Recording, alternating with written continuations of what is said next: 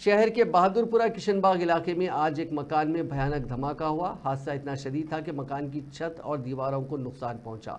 इस हादसे में तकरीबन 7 अफराद जख्मी हो गए। जख्मियों में खवातीन और बच्चे भी शामिल हैं।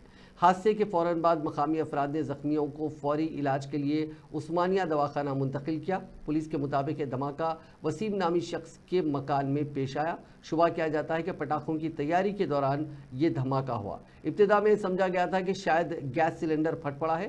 तहकीकात के बाद पुलिस इस नतीजे पर पहुंची कि ये गैस सिलेंडर एक्सप्लोजन नहीं है। इस धमाके में वसीम के अरकान ख़ानदान जख्मी हुए हैं। नहीं जी, बारूद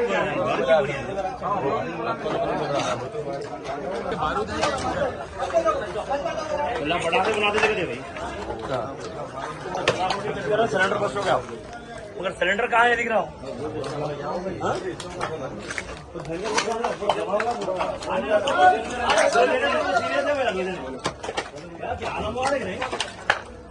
बच्चे तो